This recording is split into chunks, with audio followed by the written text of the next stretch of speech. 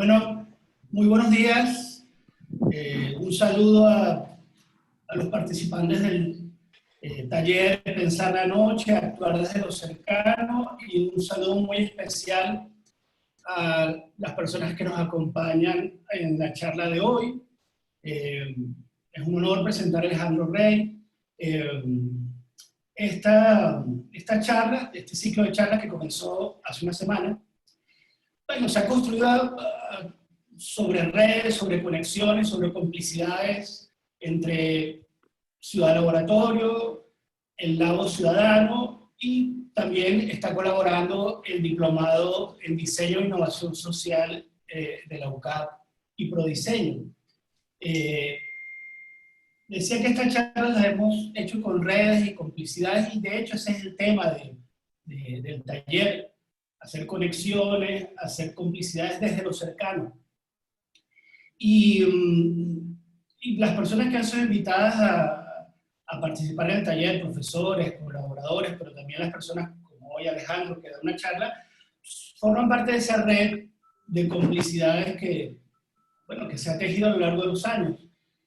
Recordaba que con Cheo Carvajal y Alejandro Rey en 1997 trabajamos por primera vez juntos en una exposición que se llama Orinoco, que también era un tema vinculado al territorio, al paisaje, a la movilidad. Entonces, bueno, son complicidades que se han tejido a lo largo de los años, y la verdad es que es maravilloso reunirnos de nuevo alrededor de este taller.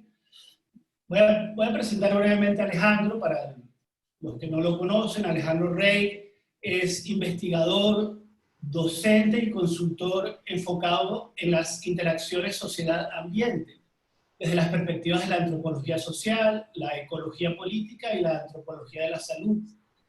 Es doctor y magíster en antropología social por la Universidad de Oxford, es licenciado en filosofía por la Universidad Central. Actualmente es investigador afiliado a la Universidad de Oxford e investigador asociado al CAICET, Centro de Medicina Tropical en el Amazonas venezolano. Entre sus intereses de investigación se cuentan las conceptualizaciones indígenas de la naturaleza, la lengua y la cultura yanomami, la antropología de las tierras bajas de América del Sur, la antropología espacial y del desarrollo, la movilidad humana y las humanidades ambientales. Pues la verdad es que es un honor tener a Alejandro hoy como en esta charla. Y esta charla viene a cerrar la primera fase de este taller. Está armado en 2 semanas, una primera semana donde los participantes han estado trabajando en su entorno, mapeándolo, primero haciendo un mapa de memoria, luego conectándose con las complicidades o los vínculos cercanos, para luego cerrar esta semana identificando problemas y oportunidades. Y en esa experiencia, o sobre esa experiencia, Alejandro nos va a ayudar o va a participar con sus reflexiones desde su punto de vista, desde su posición profesional como antropólogo y como filósofo. Así que, listo, Alejandro, adelante, bienvenido.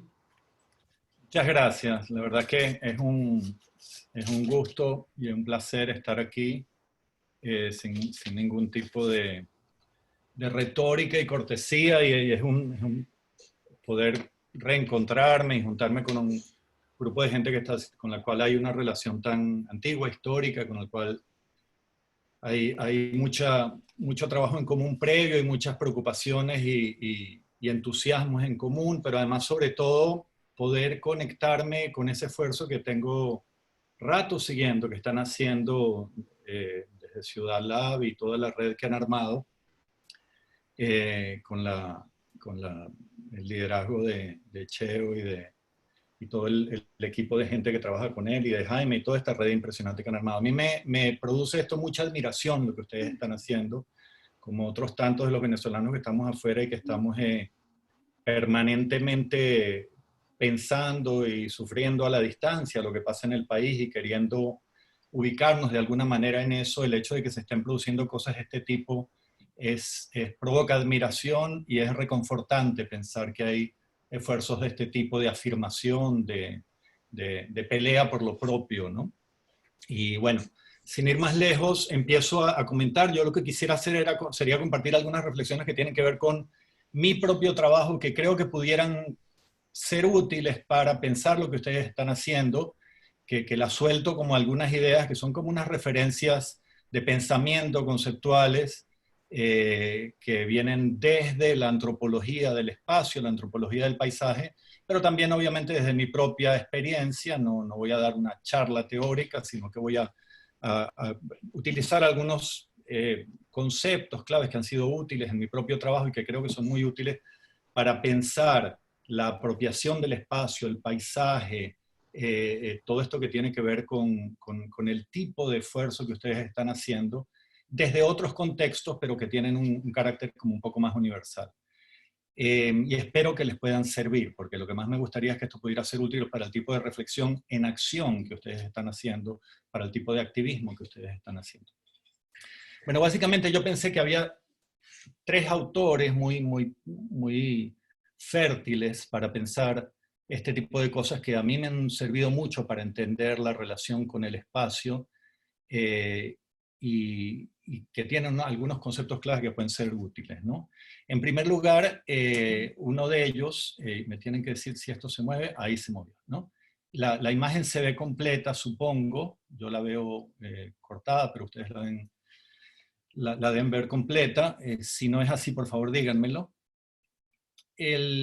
La primera referencia tiene que ver con, lo que ustedes están haciendo, entiendo yo, el esfuerzo que está haciendo Ciudad Lab con toda esta red que ha armado, tiene que ver con una forma de activismo urbano que implica involucrarse diariamente en una especie de recorridos, entre otras cosas, porque muchas cosas he visto que tienen también al final un sentido como de acciones específicas de tipo artístico, celebratorias, de todo tipo, pero que terminan siendo como ciclos de intervención en la realidad urbana, ¿no?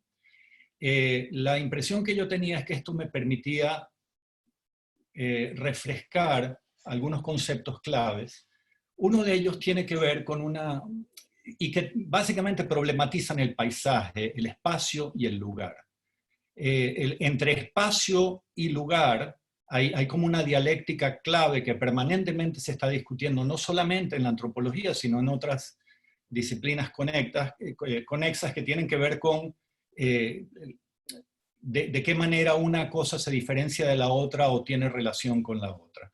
El espacio en general se piensa desde este ámbito del cual estoy hablando como una cosa más indeterminada, y el lugar como una cosa más determinada. El espacio es un espacio de virtualidad, de potencialidad, dentro del cual tenemos la capacidad de definir y construir lugares. Los lugares son sitios concretos. El espacio no necesariamente es concreto, pero no necesariamente tiene una concreción actualizada. No vivimos en el espacio, sino vivimos en sitios, en lugares que son parte de ese espacio. Sería una forma de verlo. Pero en todo caso, dentro de todo esto, una de las grandes discusiones tiene que ver con qué es lo que es el paisaje, que es un tema que a mí particularmente me interesa mucho y supongo que a cualquier caraqueño le interesa, así como a cualquier persona que vive en cualquiera de las ciudades como la nuestra, que están como dominadas, marcadas por una referencia paisajística tan fuerte como la que tenemos en la ciudad con el Ávila y también las otras montañas que están alrededor. Con esto no quiero decir que otras ciudades que no tienen un accidente natural de este tamaño, de esta majestuosidad, no tengan este tipo de posibilidades de relación con un elemento dominante del paisaje, pero es cierto que lo que en primer lugar se impone a la experiencia del caraqueño es un elemento de paisaje que no es paisaje de origen natural, que está muy humanizado, sino que domina con la atmósfera de la ciudad un elemento del paisaje que es natural, que es el Ávila, ¿no? Entonces, para todo caraqueño, pensar en Caracas es pensar en esas imágenes. Yo supongo que los que me ven en la cámara ven incluso que detrás mía, y esta es una cosa típica de cualquier venezolano más o menos nostálgico, hay por lo menos 3 imágenes del Ávila, y el Ávila nos genera un diálogo visual permanente con algo que nos define, que forma parte de nosotros, que forma parte de nuestro contexto de una manera continua, desde siempre, y que siempre está ahí. Pero que entonces, ¿qué estoy diciendo? Que el paisaje es eso que uno ve, el paisaje es ese elemento visual con el cual nos podemos relacionar. Esa es la conceptualización tradicional del paisaje, que viene, de hecho, el concepto de paisaje nace de las artes visuales en algún momento del siglo XVII, XVIII, tiene que ver con una forma de ordenamiento del espacio productivo, que está muy asociado al nacimiento del capitalismo. No se empieza a hablar de paisaje sino hasta ese momento. Ese no es el paisaje al cual quiero referirme. Y tenemos que hacer un esfuerzo permanentemente de decir, no, pero eso no es paisaje. Cuando decimos paisaje, no estamos hablando de algo que es solamente para la contemplación visual. Dentro de esto, hay un autor, bueno, son un par de autores, Eric Hirsch y Michael O'Hanlon, que han teorizado un concepto que a mí me parece muy interesante y que creo que puede servir para esto que estamos comentando ahora, para acompañarlos en lo que ustedes están haciendo. Tiene que ver con la idea de que el paisaje es un proceso, el paisaje no es un elemento fijo de algo, sino es un proceso. El paisaje se construye. ¿Y cómo? ¿Cuál es la dinámica? ¿Cuál es la dialéctica de elementos que se mueven, que se relacionan entre sí en este construirse del paisaje? Lo que nos dicen es que básicamente hay, en la vida de toda persona, en la vida de todos, en nuestro actuar diario hay siempre un trasfondo, ¿no? Lo que llamarían en inglés un background, algo que está detrás de nosotros, que no está en el presente de nuestra espacialidad y nuestra temporalidad en este momento, y que eso es lo que es el espacio, ¿no? Que está lleno de potencialidades, pero en nuestro actuar lo que hacemos es elegir desde ese trasfondo que tenemos a disposición, que está lleno de recursos culturales, recursos naturales, recursos ecológicos. No voy a decir económico porque nos complicaría con el próximo grupo de conceptos y problemas que quiero discutir, pero básicamente elegimos algunos de los recursos que tenemos a disposición y los actualizamos. Al actualizarlos, los hacemos reales, utilizamos lo que nos hace falta de ese trasfondo, de ese espacio de potencialidades y construimos nuestro lugar.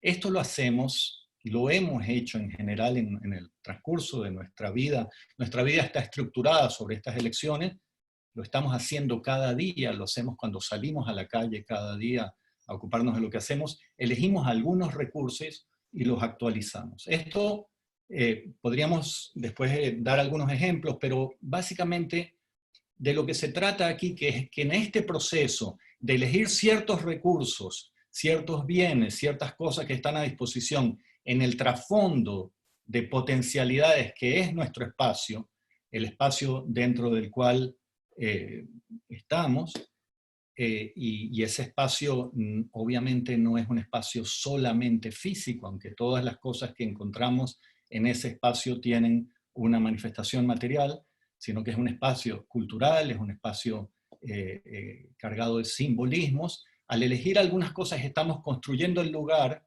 en el que estamos y lo que hacemos en ese momento. Es una forma de ver la acción humana que está muy marcada por la geografía, que está muy marcada por el pensamiento geográfico más bien. Todo tiene una espacialidad. Y este proceso de ese hacer de la elección de esos recursos, eligiendo esos recursos, construir el lugar que tenemos, que básicamente sería como hacer lo que estamos haciendo en un sitio determinado y en una temporalidad determinada en algún momento, ese proceso es el paisaje. En ese sentido, el paisaje es un proceso constructivo de traer al primer plano lo que tenemos en el segundo plano, que son los recursos potenciales de nuestra vida. Lo hacemos todos los días para todos. Ahora, ahí llegamos a un punto importante, que es que la afirmación sería: estamos haciendo un lugar.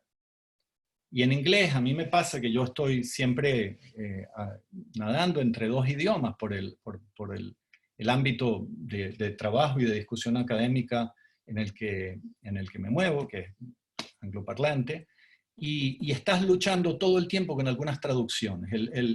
El hacer lugar, en inglés se dice placemaking, pero es una manera, si uno lo quiere traducir de una manera, ¿cómo suele traducirse? De hecho, en las ciencias sociales es la construcción social del espacio, que yo creo que es una traducción muy pobre, porque es muy dura.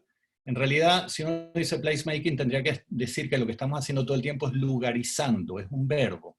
O sea, estamos lugarizando, construyendo un lugar, haciendo un lugar. Y ahí nos vamos a otra conexión que yo creo que es otra referencia, otra voz que creo que es importante para esto, que es la de un antropólogo de origen chino, de Berkeley, de California, en los años 60, 70, que es Yi-Fu Tuan, que dice, él tiene una localización que yo creo que es, bueno, ha sido muy fructífera, ha tenido muchísimo impacto, pero es de un gran valor para hacernos pensar cosas. Él dice que el lugar, un lugar, es una concreción de valor. ¿Y esto qué quiere decir? Que en un sitio determinado que nosotros valorizamos con nuestro deseo, con nuestra acción, con nuestra afirmación, estamos construyendo un lugar. En un espacio físico determinado construimos el lugar, que es nuestro lugar, ¿no? A partir de esta elección de recursos de la que hablábamos antes, si hacemos un paralelismo con estos dos distintos universos teóricos, ¿no? Esta idea de que el lugar es una concreción de valor a mí me parece muy bien ilustrada con algo que es la idea de que cuando, por dar un ejemplo, una persona tiene un kiosco o una tienda, una fuente de soda, lo que fuera, y le toca venderlo porque el negocio ya no funciona, y lo vende, lo pone a la venta, no pone a la venta lo que le cuesta en el kiosco, supongamos el tinglado de metal donde está montado el kiosco, las revistas, las deudas que tiene, etc. Hay algo extra que está sobre eso, que es lo que llamamos en Venezuela siempre el punto. Y el punto se vende poniéndole un precio por encima a esos otros valores materiales que ya tenemos. Porque el punto es básicamente una serie de relaciones, de relaciones de intercambio que ya han sido capturadas por ese sitio. El punto es que todos los días viene un señor a las 8 de la mañana a comprar su periódico y una cajetilla de cigarrillos, que a la tarde pasan gente que sale del trabajo y compran X cosas, que los niños van al colegio y compran todos estos caramelos, por decir algo. Es el conjunto de relaciones humanas que ya han establecido ese punto como un lugar de paso y de intercambio permanente y habitual. Eso hace que ese lugar tenga, no importa quién sea su dueño, aunque eso puede variar la riqueza que pueda seguir teniendo lugar como punto de intercambio, ya eso está creado. Ese es el punto. Ahí se ha concretado, se ha capturado un conjunto de valores, en este caso son relaciones de intercambio, que se mantienen y que define el valor del sitio mucho más allá de los aspectos materiales inmediatos que puedan estar en juego ahí, de las relaciones económicas, de los valores económicos que tenga cada objeto, cada conjunto de bienes que haya ahí, ¿no? Con estas dos ideas, al elegir recursos en el espacio en el cual nos movemos, por el cual no nos estamos moviendo todo el tiempo de la misma manera, cada día cuando sales a tus espacios y decides elegir algunas cosas y tomarlas como las que definen tu interés en ese momento, estás valorizando sitios, estás creando lugares, estás afirmándote.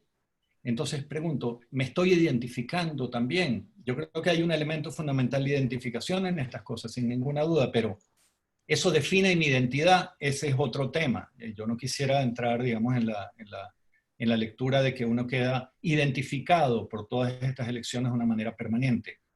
Pero me parece mucho más interesante la idea de valorizar y afirmar. Es un proceso mucho más dinámico y ahí las identificaciones pueden ser parciales. Ahora, hay una tercera referencia que viene de un campo de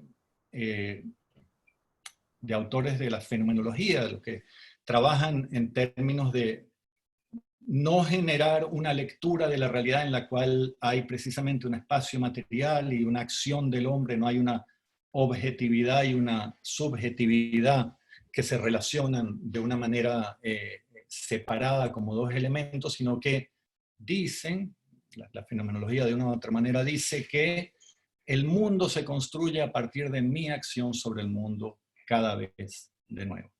Entonces, dentro de este universo y de esta herencia de la filosofía fenomenológica, hay un autor que es Tim Ingold, que se ha dedicado a trabajar el espacio y a teorizar el ambiente y la relación del hombre con el ambiente, la construcción social del ambiente, a partir de unas referencias que serían, yo las llamaría como de involucramiento. En la medida en que el actor se involucra, el actor social, la persona, se involucra en su espacio, ¿no? Le infunde, digamos, con su propio cuerpo de actividad al sitio, a partir de ese momento se empieza a construir el lugar. Y nuevamente, hay un término en inglés que se usa mucho para eso, que también es muy difícil traducir, que es embodiment, pero que yo creo que va por el lado, no debería hablar de la involucración, pero de la incorporación, de la corporeización. Y esto también me parece súper interesante para conectar con lo que están haciendo, porque, según lo que he visto en el sobrevuelo que he hecho por todos los ejercicios y las cosas que han publicado el equipo de Ciudad Lab, ahí me parece evidente que hay una cosa que tiene que ver con acciones físicas, generalmente de tipo artístico, otras sencillamente de tipo bueno, de movimiento habitual, moverse, caminar, hacer, pero en todo caso el cuerpo está permanentemente involucrado con la construcción con el espacio de la ciudad. Ingold sintetiza esto en una cosa que llama el paisaje de la tarea, taskscape, pero básicamente tiene que ver con que el paisaje se construye a partir de la incorporación de lo espacial y de lo temporal en la tarea. Lo que estamos haciendo produce este paisaje de la tarea y produce el momento y el lugar en el que estamos moviéndonos en cada caso. ¿Por qué estas cosas tienen que ver con lo que pienso yo? Tienen que ver con lo que ustedes están trabajando. Permítanme.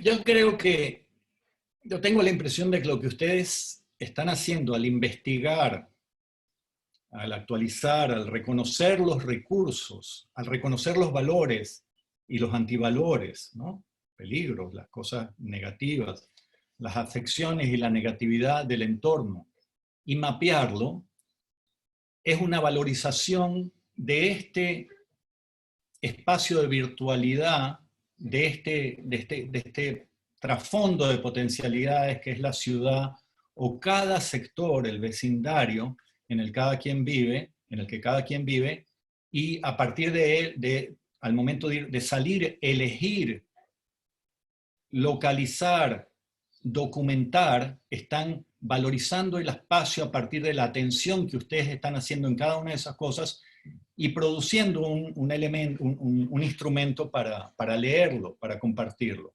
En el proceso de mapearlo, hacen la experiencia del sitio y con esto están construyendo un paisaje. Es el paisaje urbano o el paisaje del vecindario urbano, en cada caso, construido a partir del involucramiento de todos los participantes en estas experiencias en tiempo real sobre la ciudad.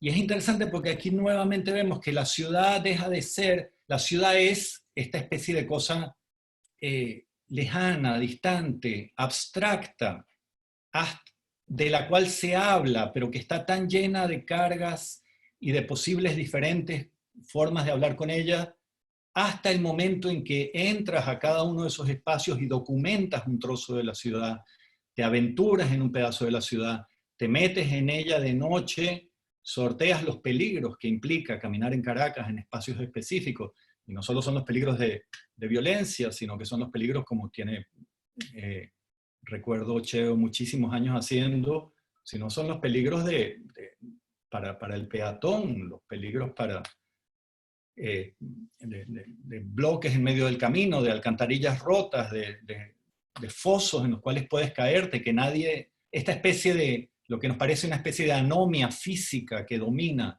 en buena medida el espacio de Caracas, en la medida en que entras, lo documentas y construyes eso dentro de un instrumento que lo pueda leer, estás haciendo una valorización que se apropia de este espacio, de sus cosas negativas, de sus negatividades y de sus valores de una manera particular. Y ahí hay una afirmación de cada uno de los investigadores, de los caminantes, pero además hay una afirmación colectiva, que es lo que ustedes están logrando con este esfuerzo. Me parece a mí, ustedes me lo discutirán en el momento que lleguemos a las discusiones, pero es lo que yo entiendo esto que están haciendo o cómo yo lo puedo leer de forma inmediata. Al hacer esto, ustedes cristalizan y concretizan en imágenes que son reflexivas e intercambiables en el mapeo todos estos recursos, todos estos detalles, todas estas dimensiones puntuales que tiene el paisaje, que tiene el espacio que los rodea, los van incorporando y creando lugares de observación con los cuales hay relaciones específicas de cuidado, de temor, de goce, de compartir, de intercambio, etc. Pero además eso se cristaliza en una imagen, el mapa. El mapa es un instrumento básicamente visual. Ahora, yo hago mapas. Tengo mucho tiempo trabajando con gente que hace mapas. Como antropólogo ambiental me toca salir a un lugar y con un GPS marcar. Además trabajo en zonas no urbanas, en las selvas, entonces me toca marcar sitios que para los habitantes locales son sitios que tienen importancia, lugar de huertos, lugar de cacería, lugar de visita, antiguo poblado. Cada una de estas cosas las voy marcando con un GPS y todo eso se incorpora después en un mapa. Uno va haciendo un mapa a mano, pero al mismo tiempo, y esta es la parte más importante, vas construyendo un mapa a partir de lo que la gente te dice que ahí pasó. El mapa, el espacio termina cargado de historias, cargado de referencias, cargado de recuerdos. Es un mapa profundamente humanizado en ese sentido porque está cargado de las historias de la gente. Y los sitios en el momento en que llegas a él y que despiertan los recuerdos de la gente se convierten el lugar mismo en una especie de disparador de un viaje hacia el recuerdo, por ejemplo, y hacia todo un trozo de la cultura, de la historia de una persona. Ahora, digo, yo hago mapas, yo trabajo con mapas. Sin embargo, ¿estoy contento con este trabajo de mapas? No, en general yo me la paso peleando con la gente que trabaja con mapas y además trabajo con gente que hace sistemas de información geográfica y discuto mucho que el mapa tenga valor. ¿Por qué? Mi pregunta es, estos mapas que la gente hace en mi campo, que son mapas altamente tecnificados en sistemas de información geográfico, terminan quedándose en el mapa.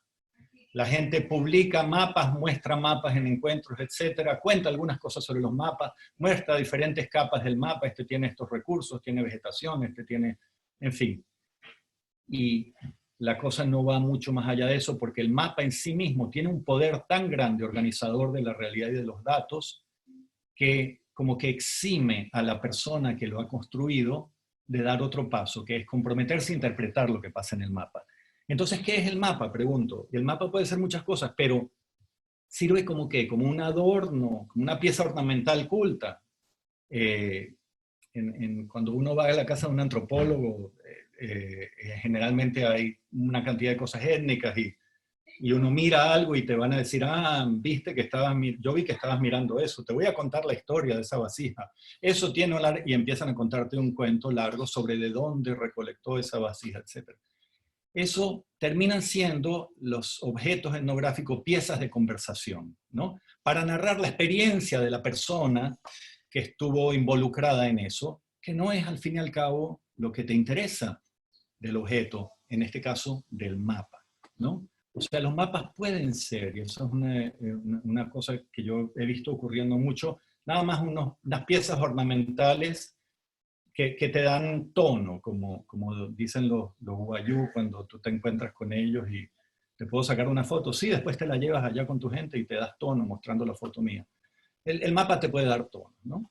Como un fetiche, mira el mapa que tengo, fíjate, aquí hay un montón de cosas. La parte más compleja del mapa, la que yo creo que hay que combatir más fuertemente, es el mapa producido por organismos gubernamentales, estatales, administrativos, que es el hecho de que se convierten en recursos, o académicos también se convierten en recursos de autoridad que se apropian del espacio y lo neutralizan, en el sentido de que a partir de ese momento todo lo que el espacio tiene está narrado en ese mapa, y el tener ese mapa es un instrumento de poder. Ese no es el tipo de mapa que a mí me interesa, ese es el riesgo que yo creo que tienen los mapas. Alguna de este tipo de cosas nos suelen pasar con los mapas. Nos quedamos en el mapa. Yo creo que el mapa que vale es el mapa relato, el mapa como reservorio de ideas y de acciones, como disparador de ideas y de acciones. Y toda la impresión que yo tengo es que lo que ustedes están haciendo es construyendo ese proceso de crear unos mapas que leen la realidad caraqueña en diferentes vecindarios y a partir de una experiencia que es muy poco común y asombrosa por lo habitual y sencilla que suena cuando te la cuentan. No, salimos a caminar y tomamos notas de los lugares, tenemos una serie de parámetros con los cuales, y unas listas, unas encuestas, en fin, unos instrumentos para ver, los cuales recogemos datos, salimos a la noche en grupo. Todas estas cosas se las cuentas a cualquier persona en cualquier otro lugar del mundo que no sea Caracas y dices, bueno, pero ¿qué hay de extraño en esto? Bueno, lo extraordinario es que esto está ocurriendo en la Caracas de hoy. Pero incluso en la Caracas de hace unos 10 o 15 o 20 años, antes de que las cosas se hayan puesto tan mal como están ahora, esto ya era un ejercicio temerario casi. Entonces esto hace, este proceso de mapeo que ustedes están llevando a cabo tiene un valor experiencial de activismo, digamos, que a mí me parece que es, bueno, muy interesante, formidable, admirable, y que cuando uno se lo tiene que contar a gente de otros lugares que no conocen Caracas, tiene que hacer todas estas traducciones. Pero creo yo, volviendo a lo que decía, que están construyendo con esta documentación en mapas de los vecindarios donde cada quien vive, con todas las complejidades de diferentes cosas que aparecen al mirar los vecindarios, los espacios por donde se mueven, están construyendo algo para otra cosa. Estos son a partir de esto tiene que ser interpretado. Hay ideas que salen de aquí, hay acciones que van a salir de aquí. Entonces la pregunta sería, ¿qué hacer? Que es el próximo paso. ¿Qué hacer? Es el problema de siempre, y aquí tengo que reconocer que estoy citando a un amigo que vivió mucho tiempo en Caracas, que ahora ya no vive en Caracas, pero que recientemente en un blog suyo, para unos grupos de trabajo sobre filosofía de la vida cotidiana, digamos, por llamarlo de alguna manera, o sea, talleres de entusiasmo los llama, recordó un momento de su vida en Caracas en el cual pasaba por un túnel que había debajo de la Avenida Bolívar, donde había una tiendita de la República Popular China, donde vendían unas hermosas filigranas de papel con pajaritos chinos, etcétera, pero además las obras completas de Lenin, entre las cuales ¿qué hacer? ¿Qué hacer? Es una de las piezas fundamentales de la literatura marxista, donde ahí un revolucionario se plantea cuál es el modo de acción que los revolucionarios deben tener, sabiendo que esta es la problemática que hacer. Alejandro Rosich es el amigo que recuperó eso, y aquí lo estoy citando de alguna manera, porque me hizo dar cuenta realmente de nuevo ese problema, qué hacer, que es un problema universal que nos planteamos todo el tiempo. Ok, estamos en este punto, ¿ahora qué hacemos? Y ustedes acaban de producir un enorme esfuerzo de lectura que yo quiero saber para dónde va, un esfuerzo de documentación que yo quiero saber qué van a hacer con eso. Entonces, ¿qué hacer? Yo creo es el problema de siempre. Esto me lleva a una cosa que, y si el tiempo nos lo da, voy a terminar de conectarlo con algo que yo creo que está puesto sobre la mesa en lo que ustedes están haciendo, que tiene que ver con el tipo de trabajo de político que están haciendo, de activismo cultural y activismo político en este momento de Venezuela. Voy a hacer un sobrevuelo muy rápido, voy a tratar de que me tome 5 minutos del tipo de trabajo que yo hago. Yo trabajo en las selvas del sur de Venezuela, en el Amazonas, entre los Yanomami, y mi trabajo es sobre el trabajo, es precisamente sobre la forma de construcción del paisaje, es sobre la construcción social del espacio, como dirían los antropólogos de manera muy académica, muy pomposa. Pero básicamente, si yo pienso, al final de mi recorrido de trabajo de investigación, lo que termino decantando es que el espacio, la forma como construyen este pueblo, su espacio puede visualizarse en 4, por lo menos, dimensiones distintas. Una tiene que ver con el involucramiento con la selva. Recuerden que yo les decía que aquí ustedes salen a involucrarse físicamente con el espacio de la ciudad, y que involucrarse con el espacio es una forma de construir el paisaje. El involucramiento de los Yanomami con la selva en el momento de cazar, de ir a buscar cosas al conuco, de ir a visitar a otra gente, tiene características muy particulares, porque es un involucramiento que implica una adhesión física al espacio natural, que para nosotros sería imposible naturalmente, pero que implica una gran proximidad y una gran intimidad con eso que nosotros llamamos la naturaleza, con el bosque. Ese es un punto ahí clave, tiene que ver con que van reconociendo las marcas y las huellas de los seres vivos y no vivos del paisaje, y siguiendo, y eso construye una forma de mirar el espacio de cosas, lleno de cosas que nos interesan, de huellas, de trazos que tengo que seguir como cazador. Son una sociedad esencialmente cazadora. Y esto humaniza el espacio natural. Otra dimensión en la cual se ve claramente la construcción social del espacio entre estos indígenas es el espacio doméstico. El espacio doméstico tiene algunos elementos que podemos encontrar en cualquier otro espacio donde se agrupa un conjunto de personas. Que el poblado, en el poblado vemos que es un espacio altamente codificado, la gente vive, digamos, con grupos, una familia al lado de la otra que están conectadas por grupos de parentesco, y eso no se rompe. O sea que este espacio no es un espacio libre, al mismo tiempo es un espacio de lo que llamaríamos un panóptico, donde todo el mundo, como no tienen paredes las casas, sino que el poblado es un gran alero hacia el centro, vemos que la gente está todo el tiempo vigilando lo que el otro hace, ¿no? Y hay una enorme vigilancia de lo que el otro tiene, de lo que el otro hace, de su comportamiento. A la vez hay otra cosa que es interesantísima, y una de las cosas que más, en las cuales he puesto un énfasis más fuerte de investigación, que tiene que ver con cómo las hogueras, que son el fuego, el núcleo, la fogata, que es el núcleo de la unidad doméstica, de la familia nuclear, son sitios de intercambio, de nutrición, de afecto, de relato, y aquí se va construyendo, humanizando permanentemente la relación con el otro. Estamos construyendo convivialidad y familiaridad todo el tiempo. Aparte de esto, hay otra cosa que es, a un nivel, si nos separamos un poquito más, la relación entre poblados revela una cosa que es bastante tensa, bastante interesante, y que puede volverse dramática, que es que en la medida en que los poblados están más lejanos, aumenta el grado de enemistad que tenemos con ellos. El espacio sociopolítico de los Yanomami, se ha dicho, está determinado por este gradiente creciente de alteridad y de enemistad de los que están más lejos.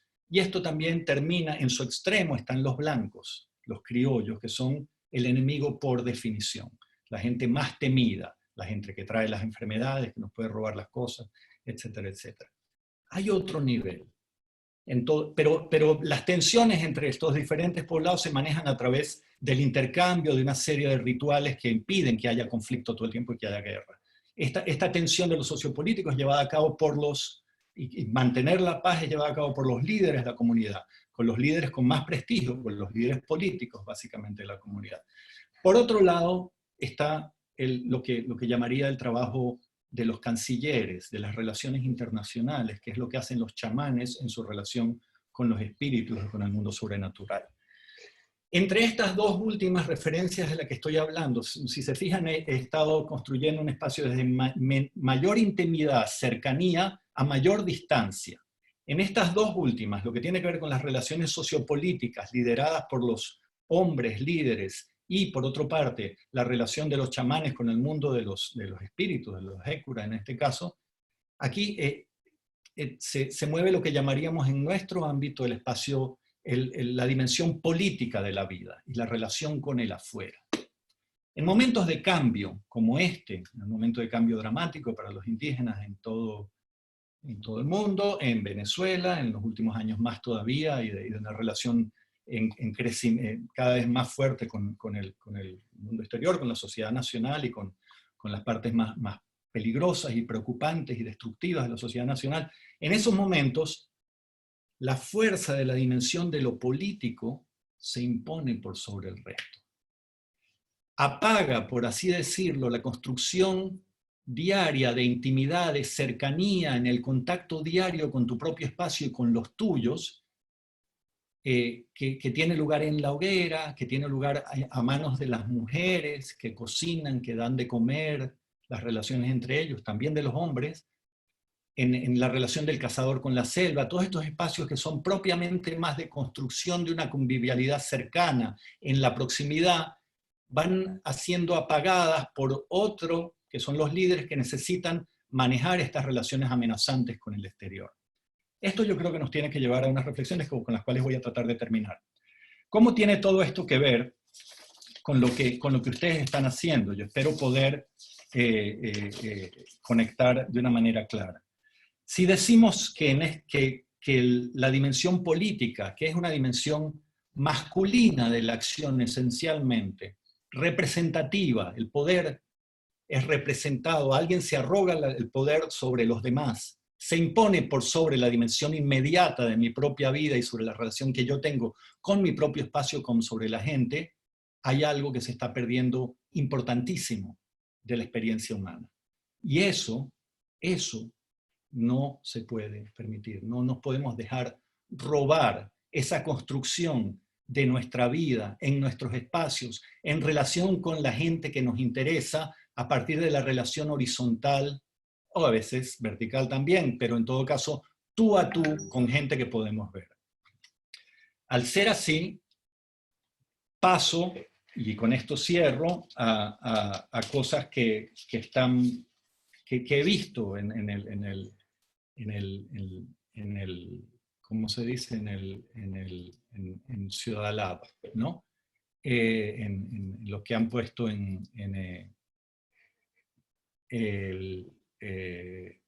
perdón, estaba viendo los chats por si acaso me están diciendo que ya estoy por terminar, pero según mis tiempos todavía tengo unos minutos, ¿no? Revisando esto, revisando algunos de los posts, porque son muchísimos y soy un recién llegado a esto, hay un par de cosas, entre otras muchas que están puestos, que me llamaron la atención. Esto, dicen ustedes, ¿no? Mapeo y tejido, redes, conectarnos, ¿para qué? Para resistir juntos, para volver a la calle. Esto es una cita, si no me equivoco, de Seymar Liscano, de Ciudad Labo. Después, estamos entre paréntesis. Más o menos, ¿no? Es la idea. Merecemos continuidad. Merecemos caminar de corrido, ¿no? Merecemos que nos leamos de corrido. Esto es de alguien de Instagram, que no sé si entendí bien su nombre, Masaya Correa, quizá. Esto, dicho de esta manera, me hace pensar nuevamente que la afirmación que está aquí es esta misma que yo he sintetizado en este otro espacio en el cual yo trabajo, que es que no hay que dejarse robar el espacio propio. No hay que dejarse robar la ciudad, y que el espacio de acción política que ustedes están llevando a cabo en un momento además obvio de transformación, de posible cambio en el país, tiene actores entre los cuales están ustedes en un nivel básico y que es esencial que ese trabajo se siga haciendo con ese nivel de apropiación del espacio propio de la relación con los demás. Yo creo que hasta ahí termino y a partir de ahora les pediría que ya pasemos a las preguntas. ¿Alguien que me dé señas por allá? ¿Qué tengo que hacer aquí? ¿Cerrar? Hola Alejandro, sí, si quieres Ajá. cierras tu pantalla compartida para que veas a las personas cuando van a hacer su comentario. Y Ok. pidió ahorita la palabra Cheo. Ok.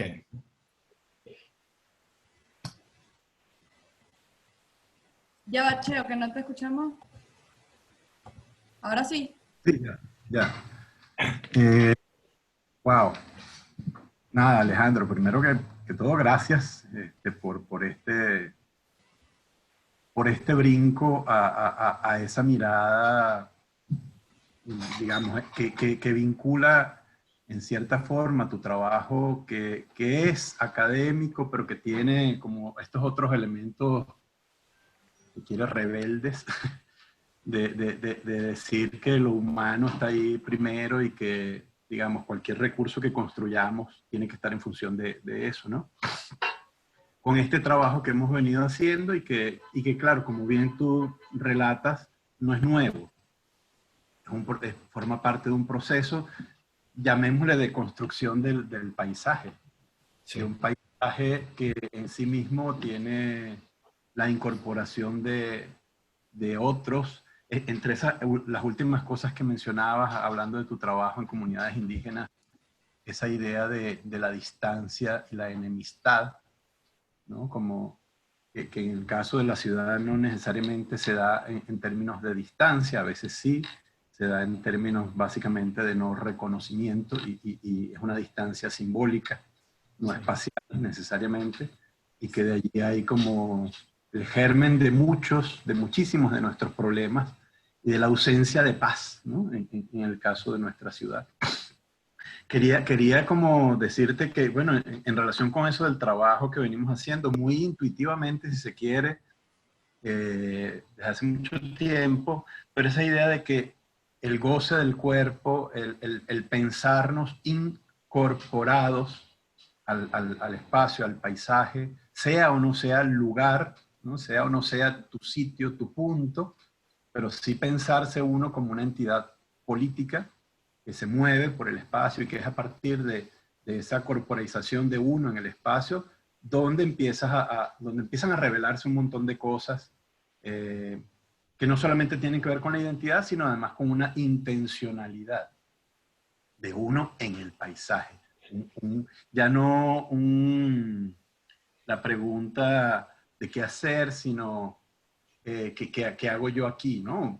Tiene una relación existencial con el paisaje. Y bueno, esa idea de que andando con tu cuerpo, en relación con otros cuerpos, con los espacios, es que vas construyendo, digamos, un paisaje que tiene que ver con la vida, y una vida, eso, en paz, digamos. Sí, sí. Quería agregarle a esto que estoy diciendo para abrir la discusión, que seguro va a estar muy rica. El reto que tuvimos en este caso era ya no hacer un mapa de andar, sino desde la memoria. Y por razones más o menos obvias. Y lo interesante de hacer un mapa desde la memoria, digamos, la intención de pedir eso, era justamente ver cuán incorporados nos sentimos en el paisaje. Cuán vinculados estamos con el espacio, por un lado, cuán vinculados estamos en nuestras relaciones con otros, porque además lo pedimos como un proceso gradual. Primero vamos a recordar el espacio. ¿Qué hay? ¿Cuáles son los hitos? Los espacios referenciales desde nuestra memoria, pero luego entonces, ¿y cuáles son las relaciones que nosotros tenemos allí, dentro de ese espacio? Y en relación con eso, entonces, bueno, esas relaciones dentro del espacio. Es interesante lo que decías del trabajo etnográfico y de esa anécdota de los antropólogos y sus fetiches. Interesante porque probablemente dentro de la memoria, ya no como objeto, sino como imagen guardada en nuestro cerebro, en nuestra memoria, o en nuestro cuerpo, vamos a decirlo así, se convierten en posibles piezas de conversación para establecer un diálogo con otros y a partir de allí plantearnos algún tipo de ejercicio en común, que de alguna manera lo podríamos inclusive vincular a eso que decías igual de las comunidades, de esa idea de que hay que sostener de alguna manera, hay que construir, mantener la paz. Y el mantener la paz no tiene otra cosa que ver con que yo te reconozco, tú me reconoces y al final hacemos un trabajo en conjunto, ¿no? Me encanta esa definición del task escape, ¿no? Del mensaje que lo vas construyendo, es una tarea que uno tiene y que cuando te desvinculas de esa tarea, cuando no haces la tarea, entonces empiezan a surgir una cantidad de problemas o baches de comunicación, de conflictos con los otros que habitan el paisaje.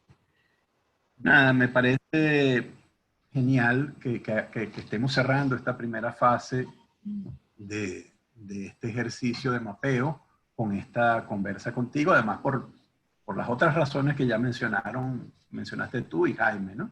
Por el afecto que al final el trabajo que venimos realizando desde hace mucho tiempo juntos y que ahora se expresa de esta manera en este espacio tan extraño en el que nos estamos encontrando, pero que bueno, que desde aquí podemos buscar formas de desarrollar, emprender esas tareas de construcción. Sí, sí, sí. Sin necesidad de esperar que alguien nos abra la puerta a la calle, ¿no? Sí, sí, sí. Nada, quería decir eso y agradecerte nuevamente tan bonita presentación. No, gracias a ti. Qué bueno, qué bueno. Gracias, Alejandro, tu presentación de verdad buenísima.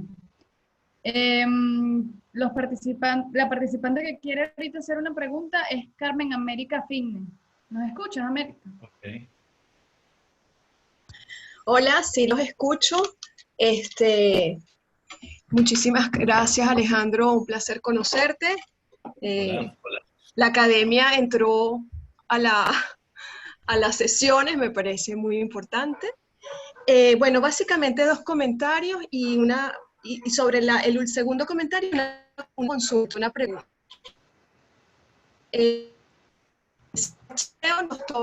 Seguir pensando los espacios, en este caso los lugares, me parece muy necesario, por ejemplo, en mi caso, pues vincularme con la noción de lugar como algo concreto, ¿verdad? Que puedo observar. En ese sentido, bueno, moviendo un poco todo lo que estamos haciendo acá, que es relacionarnos, construir vínculos, yo me movería entonces en función de lo que usted ha expuesto hacia el lugar de la ciudadanía, ¿no? Como si hay lugares de observación y hay sujetos de observación, pues qué bien que con todo esto que estamos haciendo y pensando podamos devenir en ciudadanos de observación, por ejemplo.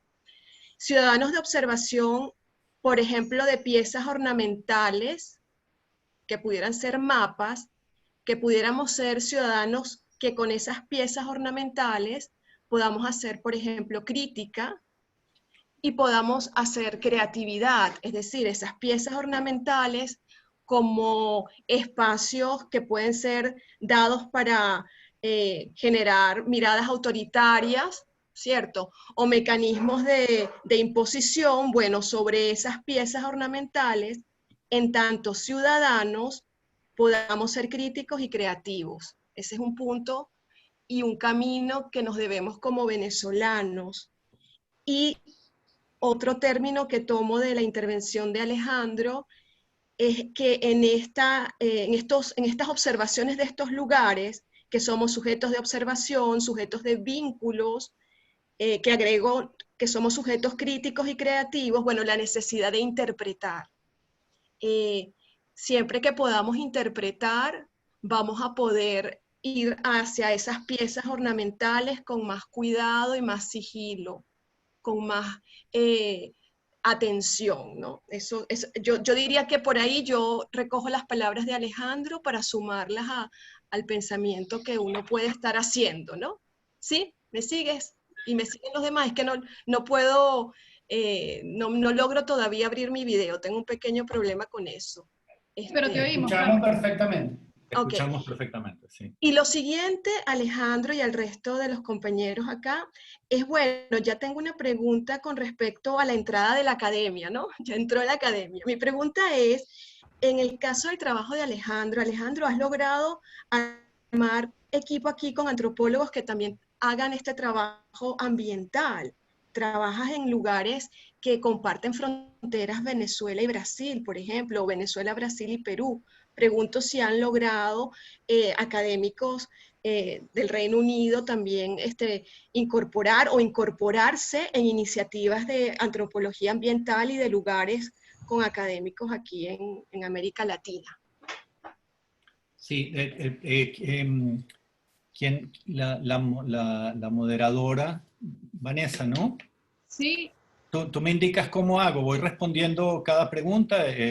sí, estamos haciendo esa modalidad de que le preguntan y responden. Y si Ok. quieres poner el video, lo puedes volver a poner que por error. Ah, lo quité yo. Ah, ok, sí, lo quité sin Ajá, querer. ahora sí. Bueno, la primera parte de tu intervención, Carmen, me parece que era un comentario. No le entendí del todo, digamos, porque cuando yo hablaba de las piezas ornamentales, yo como no te veía la cara, tampoco no sabía si lo que decías de las piezas ornamentales era irónico o qué. Yo no hablé de las piezas ornamentales como algo positivo, era irónico, digamos, ¿no?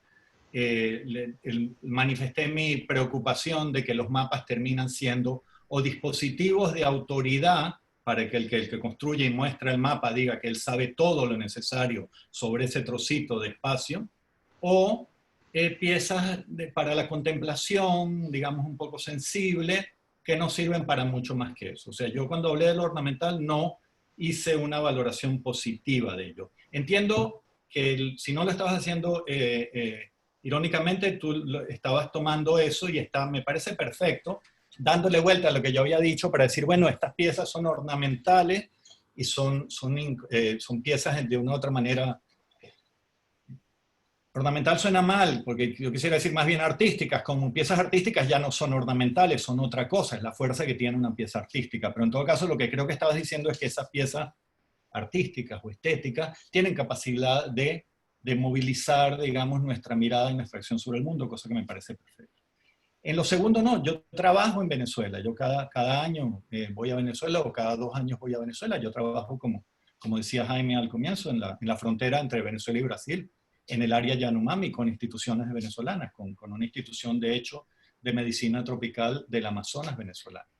Y ahí trabajo como antropólogo ambiental y antropólogo de la salud, y tengo relación con la academia venezolana, por supuesto, porque hasta hace muy poco vivía allí, digamos, ¿no? Y tengo muchos antropólogos venezolanos con los cuales discuto estas cosas y compartimos cosas, ¿no? Espero que eso responda lo que me decía. Sí, bueno, yo no le daba una connotación irónica al término ornamental o pieza, sino más bien lo que, siguiendo un poco lo que decía, es que en manos de ciertos entes los mapas pueden ser piezas ornamentales, es decir, se desdibuja una función particular y se le da otra. Y el comentario era en devenir en ciudadanos, donde el ciudadano que puede entonces mirar esos lugares y esa representación del espacio que son los mapas, mirar con sentido crítico y creativo. Por ahí va mi comentario. Ya, ahora entiendo, sí. Ok, bueno, muchas gracias Carmen por la participación. Oscar Pinto quiere hacer ahora unas preguntas y para saber el orden luego vendría Ariana, Gabriel y Elisa.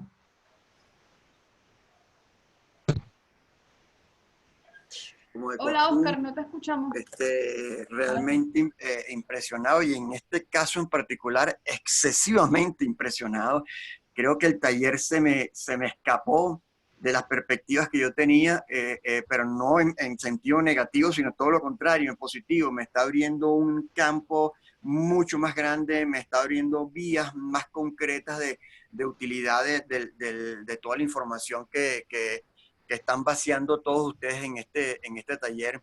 Y particularmente, la verdad que felicito a Alejandro, porque, a ver, mi pregunta, ¿cómo la podría hacer?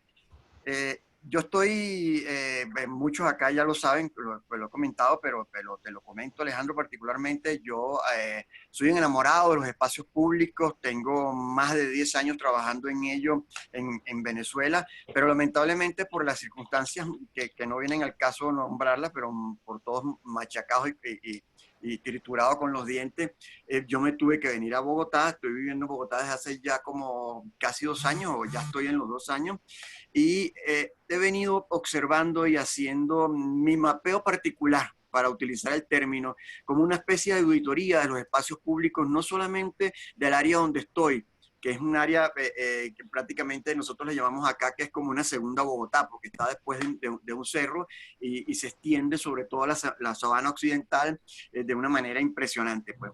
Es una ciudad súper poblada, estamos hablando de que pudiera ser como una vez y media Caracas, es lo que yo estimo, pero estamos duplicando la densidad poblacional de Caracas, como sobre los 9 millones de personas. ¿Cómo Pero se tiene llama, muchísimos perdón, otros el espacios sitio de que públicos. hablas? Perdón, ¿aló? ¿Cómo se llama el sitio de que hablas, esa zona de Bogotá? Yo estoy en Suba, prácticamente. Suba es una localidad que nace de un pueblo, igual que como todas las ciudades, incorpora parte de los pueblos cercanos. La ciudad se va tragando esa energía que lo rodean. Y bueno, realmente es muy extensa y muy densa la población que está allá acá. Pero sin embargo no me he quedado tampoco ahí, porque resulta que también he ampliado mi visión hacia el resto de los espacios que tiene Bogotá. ¿Por qué? Porque mi trabajo básicamente acá desde todos los años se ha incorporado dentro de mi activismo a la integración del migrante a los espacios y a la cultura y a la sociedad colombiana, que pareciera que fuera fácil porque siempre venimos con el chip de que somos iguales, pero realmente somos muy distintos en muchísimos aspectos. Y a los migrantes, ya sea por la situación particular con la que vienen, con su maleta cargada de crisis y por toda la cantidad de cosas que le rodean, no está haciendo realmente una integración positiva. Se está quedando en los laureles, ve demasiados problemas a su alrededor y no es capaz de voltear para ver esa otra parte, la parte que yo automáticamente veo. Cónchale, quizás porque por la experiencia que traigo, pues yo no me quedo en lo negativo, siempre voy buscando lo positivo, y me gustaría poder aprovechar esos recursos, la entrada de la academia en el taller, como ya lo están mencionando, y toda la cantidad de información que viene, para ver de qué manera yo termino de armar lo que quiero armar acá en Bogotá, obviamente de manera gradual. Ir haciendo activismo con ayuda de otras organizaciones sociales, acá otras agrupaciones comunitarias y otras agrupaciones de migrantes, para ayudarlos a que realmente identifiquen y como que puedan desgranar todo lo que es la espacialidad que hay en Bogotá en particular y mucho más en sus alrededores, que es vastísima. Gracias, Alejandro. ¿Qué me puedes recomendar con respecto a ello? Gracias a ti. Oye, creo que es difícil dar un consejo para una cosa tan compleja y tan grande como la que tienes enfrente, pero me parece interesantísimo que estés digamos, involucrado en tratar de entender un sitio nuevo, distinto, y donde hay determinantes, como tú dices, que aparentemente son tan parecidas y resulta que son tan distintas, ¿no? Entonces, la verdad es que así, abuelo, me agarras un poco en el aire para poder plantearte alguna recomendación. No podría de inmediato, pero te deseo mucha suerte, más nada. Sí, y que ya me seguiré enterando, con suerte, ¿no? Chévere. Gracias, Oscar, por tu participación. Ahora seguimos con Ariana Delfín.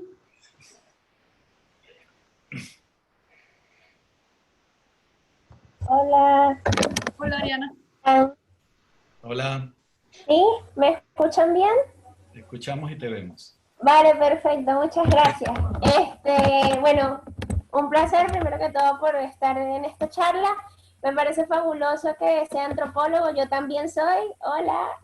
Me encanta saber que hay personas haciendo este tipo de proyectos, de labores y que están inmiscuidos en esta movida ahorita que tenemos toda esta situación de la pandemia.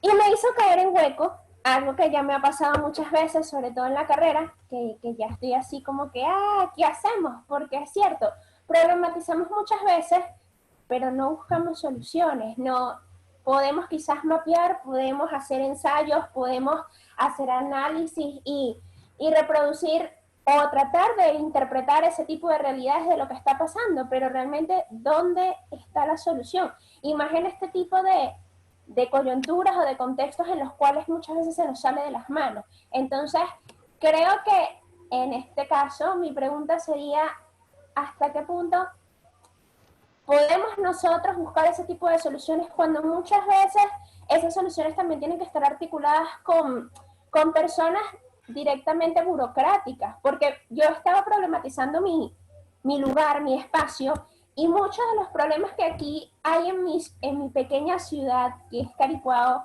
lamentablemente no tienen quizás solución inmediata a través de la población, sino que a juro tiene que intervenir otro ente un poco más elevado para que sean efectivas. Entonces, sabiendo todo esto, ¿qué me recomendarías? Porque yo entré en hueco, o sea, es como que, ¿qué se hace? ¿Cómo hacemos? ¿Qué hacemos los antropólogos? Porque en los proyectos que he llevado y en las cosas que he hecho, siento que toda mi vida se me ha trancado por eso.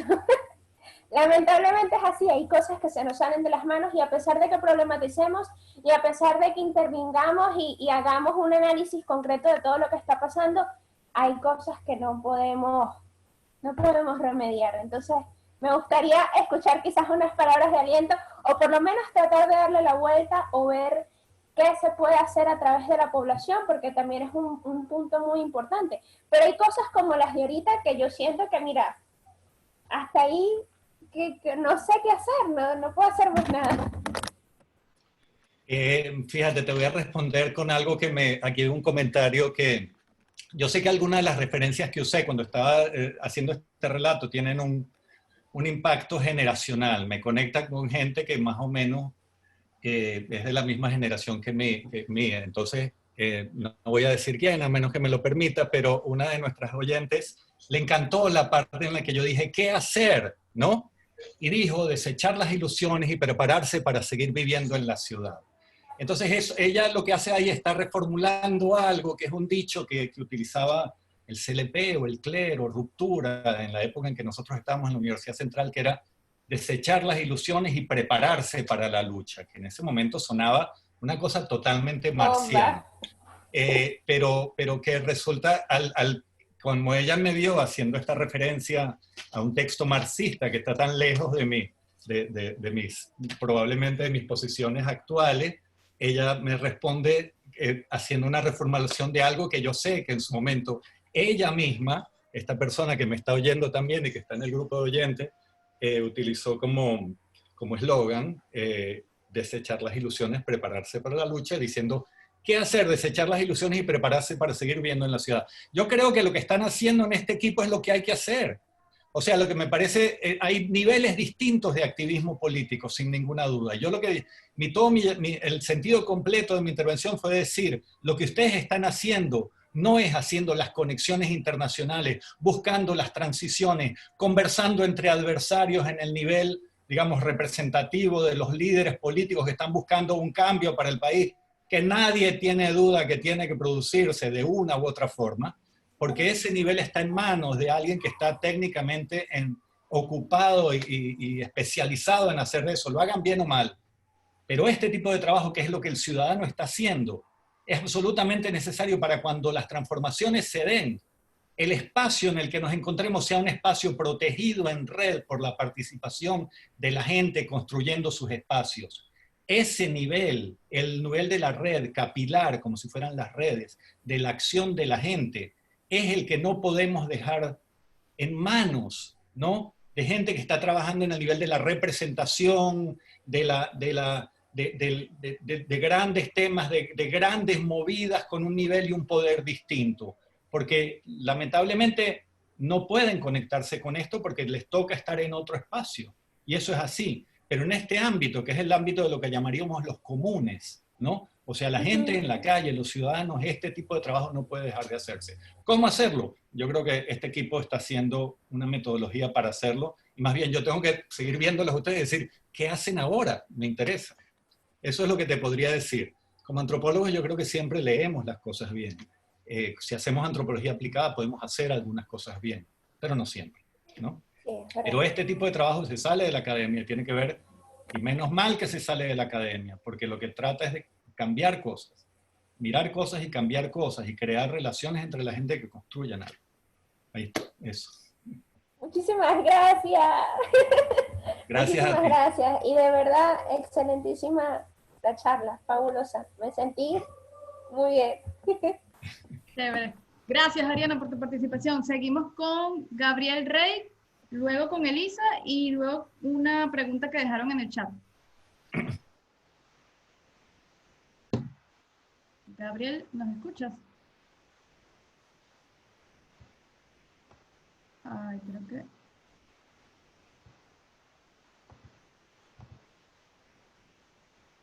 Gabriel no tiene activo el micrófono ni el video. Gabriel, mientras solucionas tu problema, porque no puedo ni siquiera darte acceso, seguimos con Elisa. Hola. Hola. ¿Qué tal? Sí, me escuchan. Ok. Bueno, Sí. gracias a Ciudad Laboratorio por este espacio y a Alejandro por esta charla. La verdad la disfruté mucho. Mi nombre es Elisa Silva, soy arquitecto y trabajamos en conjunto con Ciudad Laboratorio en un proyecto en La Palomera.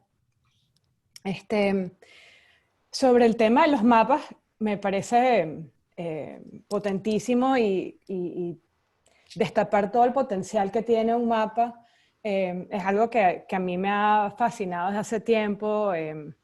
Hicimos un trabajo de mapeo de todos los barrios de Caracas que se publicó y que ha sido como bastante útil en ese sentido.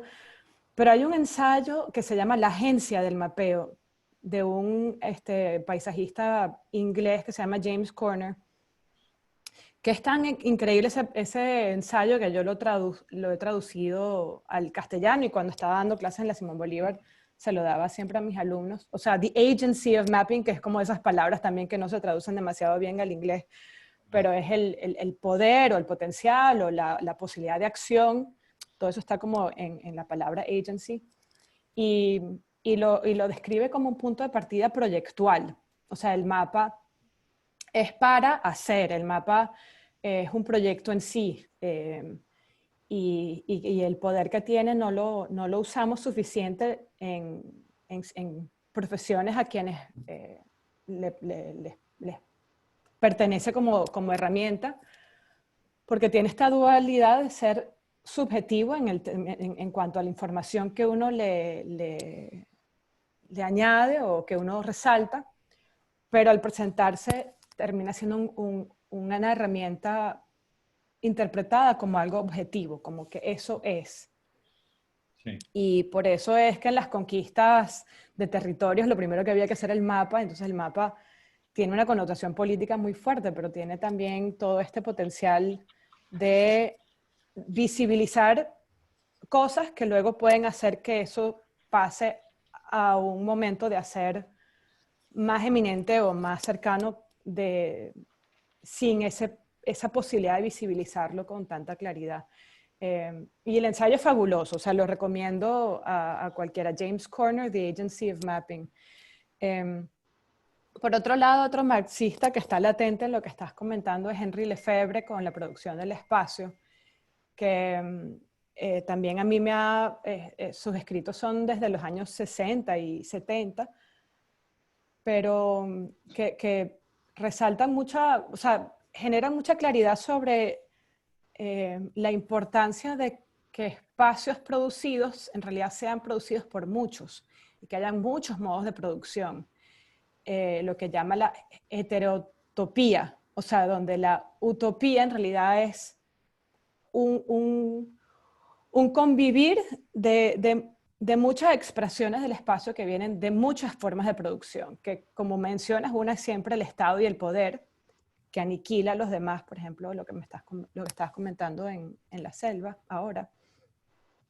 Y terrible cuando uno conoce lugares realmente monoproducidos por el Estado, por ejemplo. Y lo interesante que resulta entender que parte del ejercicio de democracia y el ejercicio de ser representados en una ciudad o en cualquier otro tipo de espacio, en tu caso en la selva, requiere de la preservación de muchas modalidades de actuar en él. Y que solamente en esa heterotopía o esa multiplicidad de actuaciones es que hay una suerte de garantía de paz, que para recuperar ese término también, pero del goce de lo variado, de que hayan muchas expresiones y que de alguna manera esa es la única forma de garantizar una expresión democrática dentro del espacio. Entonces, en ese sentido, este ejercicio como de mapear vecindades y reclamar lo que no está y lo que sí debería o podría estar y cómo se construye dentro en el consenso. Yo aprendí el año pasado que en realidad eso fue el inicio, durante el tiempo de Franco en España, de movimientos, por ejemplo, en Barcelona, para ir pensando cómo transformar las vecindades, que clandestinamente los vecinos se habían juntado en los 60 y 70 para entender sus vecindades y que luego eso fue lo que permitió que el paso siguiente, cuando una vez se terminó la dictadura en España, pasara a ver un proceso de transformación tan increíble como el que hemos visto en Barcelona. Y eso me lo comentaron los hermanos Job, que son ambos profesores en la universidad una de las universidades politécnicas de Barcelona. Entonces, bueno, más es un comentario de cosas que me vienen por tu presentación que una pregunta, pero fascinada de conocer el trabajo que estás haciendo y curiosa ahora de conocerlo más aún por lo pertinente, me parece, de lo que has encontrado en cuanto a las formas de acción orgánicas y el panóptico y la forma de curar la distancia que puede crear eso en la hoguera me pareció súper interesante también. Entonces, bueno, conseguir esos símiles en la sociedad, cuál es la hoguera de la ciudad donde encontrarnos y romper la otredad. Gracias. Gracias a ti. Muchísimas gracias, Elisa. Alejandro, te voy a leer unas preguntas que nos han hecho por el chat. Sí. Básicamente tienen que ver con bibliografía y te voy a leer las dos y si quieres le das la respuesta entonces. Masaya Correa pues agradece mucho la charla y pregunta que ella desearía ahondar en fenomenología del espacio y del paisaje. ¿Sería posible que nos hicieras una recomendación bibliográfica, una lista? Claro, cómo no, mejor no la hago ahora en vivo porque vamos a quitar tiempo de posibles respuestas, ¿no? Pero puedo mandarla después sin ningún problema. Sí, capaz la podríamos compartir en el email. Claro. Ángel Nieves dice, soy de Ecuador y soy nuevo en esta área, pero estoy convencido que la educación trasciende o debe trascender la escuela o las instituciones formales. Y este tipo de experiencias se pueden convertir en oportunidades para aprender desde la experiencia y luego compartir y acompañar a otros. Desde el punto de vista de la antropología, ¿qué autores o experiencias pedagógicas alineadas con lo que conversamos podrías recomendar?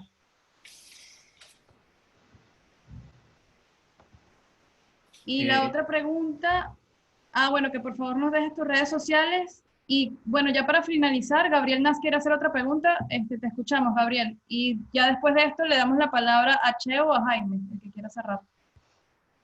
Gabriel. Hola, ¿cómo están? ¿Me escuchan? Sí. Muchísimas gracias, Alejandro. De verdad, muy interesante toda esta perspectiva. A mí me quedó como sonando un poco las reflexiones acerca del mapeo, en lo que se puede convertir un mapeo, y quisiera si pudiese complementar un poco más, porque definitivamente el aspecto estético dentro del tema de la construcción del mapeo es fundamental para poder leerlo y para poder construir algo a partir de él. Y el tema de que el mapeo incluya, digamos, factores o información que se puedan convertir en instrumentos de poder también es una característica propia como del mapeo. Entonces, esos son paradigmas del propio sistema de mapeo, y en otro sentido, siempre hay, por ejemplo, ahorita yo tuve la oportunidad de participar en un mapeo en el barrio La Palomera que tenía que ver con registrar los jardines, y siempre la parte humana, siempre como el contacto, las experiencias directas quedan fuera del mapa. Entonces, ¿acaso estos sistemas de organización geográfica que incluyen tantas capas de información de las que comentaste, también se quedan cortas? O sea, ¿cómo, digamos, el mapeo es un proceso vivo que se está construyendo? Quisiera que pudieses complementar un poco más ese tema, si es posible. Gracias. Sí, a ver, permíteme ordenar de un poco lo que has dicho, pues lo primero que preguntabas no quisiera, al final preguntas sobre si los sistemas de información geográfica tienen capacidad de trascender este aspecto bidimensional, aplanador, achatador que tienen los mapas tradicionales, donde quedan afuera toda esa experiencia, que son, estoy totalmente de acuerdo contigo, la cosa, lo más interesante en el momento que estás haciendo un cartografiado de algo, ¿no? Hablando con la gente y construyendo, porque ahí le das la dimensión humana al espacio. Pero al comienzo preguntabas, este aspecto de poder del mapa es inescapable, creo. Y después, ahí, puntualizando, digamos, la segunda pregunta era... Bueno, con respecto al tema como la estética dentro del tema del mapa. Ah, la estética, claro. Entonces, digamos sí. que en este taller es muy interesante porque hay personas, digamos, de todo tipo, vemos todo tipo de personas, hay personas que son más artísticas que otras, pero fundamentalmente eso lo que ha hecho es una diversidad de mapas diferentes. Entonces, un poco como... Claro.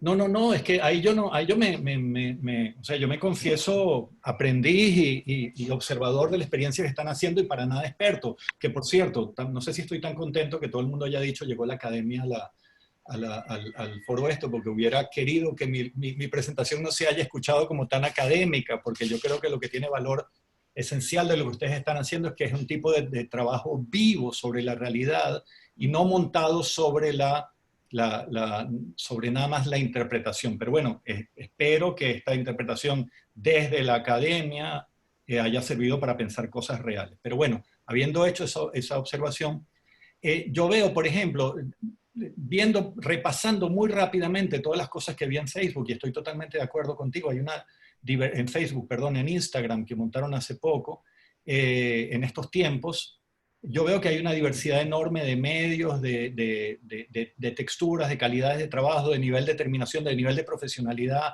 etc. Y eso me parece extraordinario, porque son lecturas de muy distinto tipo y productos de muy distinto tipo. Yo creo que esa es la riqueza de lo que están haciendo, que se producen visualizaciones de los espacios vecinales de cada quien, de los espacios de la vida de cada quien, muy heterogéneos, ¿no? Eso cuadraría con lo que decía Elisa de las heterotopías de Lefebvre.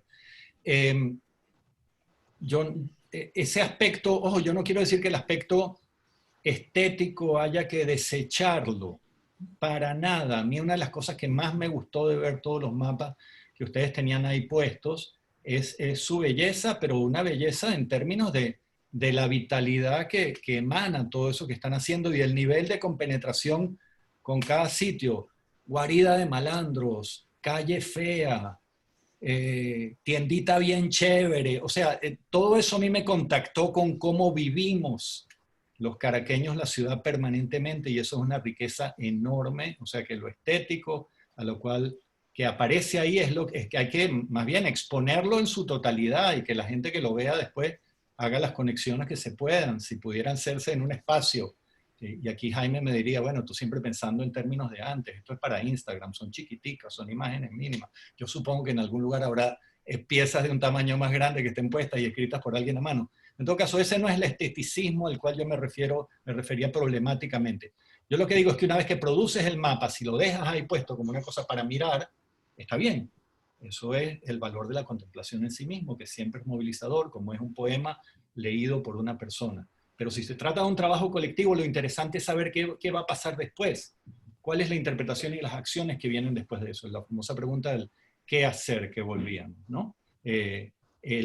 Sobre el aspecto de aplanamiento, si los sistemas de información geográfica, todos estos software y estos programas tienen una capacidad de hacer mapas más llenos de cosas, bueno, los sistemas clásicos de los software clásicos de sistemas de información geográfico te permiten ver un montón de capas, pero no a la vez. Entonces, en el fondo, es mucho más rico trabajar en plataformas mucho más al alcance de todo el mundo, como Google Earth o lo que sea, donde puedes poner una foto, un video, embebida, no sé cómo se llama, en el sitio donde estás haciendo y aparece algo. Pero ojo, esa forma de explorar los sitios que tiene que ver con poner fotos, hay una cosa que no sé si conocerán, una app que se llama Rate My View, que se usa mucho en Inglaterra, que es que la gente va a sitios y comparte, mira qué bonito donde estuve, son apps que finalmente te roban la relación con el espacio mismo porque estás permanentemente preocupado por comunicarlo. Yo lo que creo que es interesantísimo lo que ustedes están haciendo, que son experiencias reflexivas, experiencias de relación en tiempo real con el espacio mismo, que después se elaboran o que se van elaborando ahí, se terminan de elaborar y después se comparten. Ahí hay una temporalidad distinta que yo creo que puede tener mayor profundidad que la necesidad permanente de comunicar todo lo que vemos, lo que mapeamos, lo que experimentamos. No sé si eso responde un poco a lo que decía.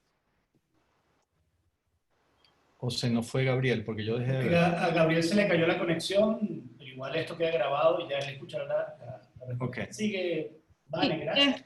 Bueno, ya no tenemos más preguntas, solo quería comentarte, Gabriel, que tu hermano estaba tratando de saludarte y mandarte un audio, pero no ha logrado activar el audio, pero para que sepa. Y bueno, ahora sigue ya Cheo y cerramos con Jaime.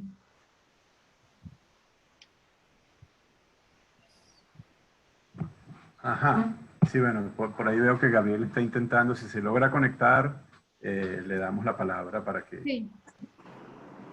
Bueno, yo quería un poco resaltar, se supone que hoy o mañana temprano deberían estar entregando los del taller este tercer ejercicio, que es como un mapeo de problemas y oportunidades dentro de ese mapa en relación con ese diálogo con las personas cercanas.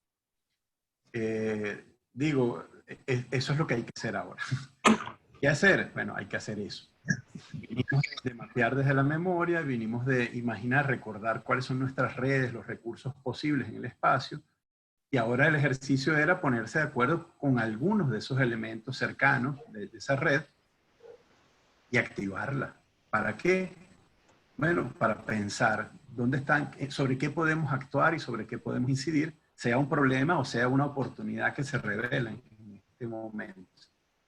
Entonces, digo, sí, hay como una intencionalidad con esos mapas estéticos o no, digamos, en términos de belleza, unos más profundos, más complejos, otros menos complejos, pero con ese material, con esas relaciones, la idea es actuar. Y con esto quiero decir que gracias a Alejandro por hacer esas aclaraciones que a mí me parecen importantísimas en relación con lo académico, porque siempre hay como esa idea de que, bueno, lo académico obra de aquí para allá. La academia hace el mapa. Es un poco, digamos, haciendo una caricatura a partir de lo que tú mismo dices. ¿Qué es lo que hace la academia? Bueno, hace el mapa. Bueno, ¿y quién actúa sobre eso? Bueno, alguien tendrá que actuar sobre eso.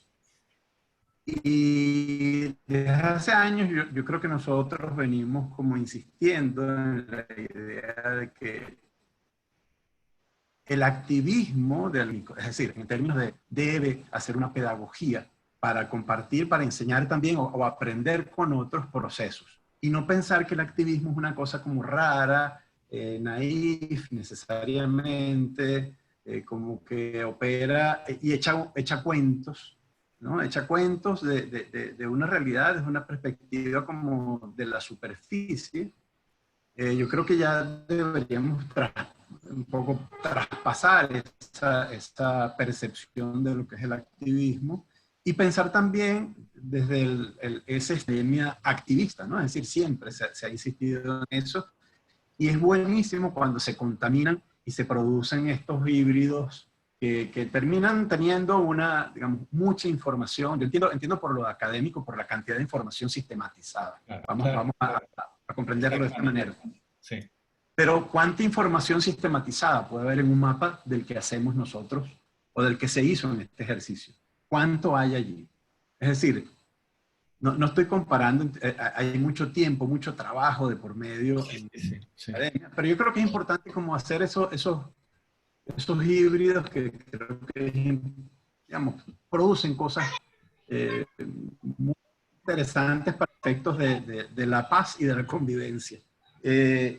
Creo que, por ejemplo, y no es casual que hayamos, Jaime, en algún momento cuando estábamos haciendo este ejercicio, dijo, bueno, pero vamos a vincular la idea del diplomado de diseño e innovación social, que es justamente eso, está concebido desde una combinatoria de eso que siempre entendemos como académico, que hay un montón de información allí, que está, digamos, que la puedes rastrear y organizar y combinar con la experiencia. Esto para efectos de esa mirada que siempre tiene necesidad como de poner una línea en medio entre una cosa y otra. Para nosotros, para Ciudad Laboratorio, para el Diplomado de Diseño e Innovación Social, esa línea hace rato que la intentamos, no sé si lo logramos, pero intentamos borrarla. Eso, bueno, nada, yo no sé, te doy la palabra, Alejandro, si quieres decir algo antes de despedirnos y que luego Jaime cierre esta sesión. Hermosísimo. Sí, dos cosas muy rápidamente. Es que, perfecto, ¿no? Lo que estás diciendo es exactamente el tipo de enfoque que yo sentía que tenían y que siento que tienen y con el cual me siento totalmente partícipe y acompañando y entusiasmado que ustedes lo estén haciendo ahí. Un poco nostálgico de estar lejos, digamos. Pero a la vez, eso que decías de la relación, tal cual, la academia lo que tiene es que hay gente, digamos que hay una producción enorme de conocimiento sistematizado y producido, digamos, por gente entrenada para hacerlo, pero que no es la vía de construcción, de visualización de la realidad que puede mandar, porque sin el espacio de producción permanente de interpretación sobre la realidad, de lo no académico, de lo vivencial, de lo artístico, de lo ciudadano, de todo lo otro, nos daríamos cuenta que la visión de la academia está muy limitada. Y no es que sencillamente esto la complementa, sino que en el espacio de acción cultural y artístico hay una producción de verdad y de sentido de un nivel de profundidad equivalente, igual, a veces mucho más profundo que el propiamente académico, con lo cual no estoy para nada poniéndome antiacadémico, no lo podría hacer, pero que quede claro que yo para nada siento que hay un espacio ahí ahí se produce verdad y aquí se producen vivencias, no, para nada. Más bien lo que quería terminar de decirle a Gabriel y que al final no le dije es que yo veo que en el trabajo que ustedes están haciendo hay gente que son bailarines, por ejemplo, que se meten con la ciudad haciendo cosas en el espacio físico, aparte de todas las cosas que son espectáculos musicales, ese tipo que han hecho, o trabajos comunitarios en los cuales hay danzas y bailes en los barrios. Entonces, esas bailarinas a mí me hicieron recordar aquello de que es una famosa frase de alguien, yo creo que en realidad lo escribió Cortázar, Julio Cortázar, en alguno de sus libros de fragmentos, y no sé si alguna vez ella lo dijo, pero que dice que Isadora Duncan una vez dijo, mirando un sofá, yo podría bailar ese sofá. Y de eso se trata, de que las formas de interpretar la realidad son múltiples, y estos involucramientos físicos y artísticos con esa realidad que ustedes están proponiendo en ese conjunto de voces de los caminadores de Caracas y de los activistas de Caracas en todas las cosas que están haciendo, van a producir una riqueza enorme de cosas. Por supuesto, la pregunta sería, ¿cómo se sistematizan después? Pero siempre hay tiempo para eso, ¿no? Eso pienso. Nada, gracias a ustedes, muchísimas. O sea, bueno, gracias a ti, Alejandro. Una cosa que no comentamos, creo, es que esta charla ha sido desde Mallorca, desde España. Bueno, muy chévere, muchas gracias. Hace unos años, yo invité a Alejandro a Prodiseño a hacer una charla con mis alumnos, con algunos alumnos de tesis. Una charla con algunos temas cercanos a esto, y recuerdo que al final uno de los alumnos se me acerca y me dice, oye, profe, el pana aporta burda. El pana aporta burda. Entonces, bueno, yo siento que hoy Alejandro lo volvió a hacer en esta charla, para este taller. El pana aportó burda. Buenísimo, Alejandro. Yo me quedo con dos ideas. Para cerrar, no hay que dejarse robar el lugar. Y bueno, y el reto que nos deja Alejandro para la semana que viene. ¿Qué hacer ahora? ¿Qué hacer ahora? Bueno, de eso se trata el taller, lo vamos a descubrir en el siguiente capítulo, que es la semana que viene. Gracias, Alejandro, un abrazo a todos. Ha sido una sesión maravillosa. Chao. Gracias a ustedes. Gracias a todos. Vanessa. Gracias, Vanessa. Chao. Besos.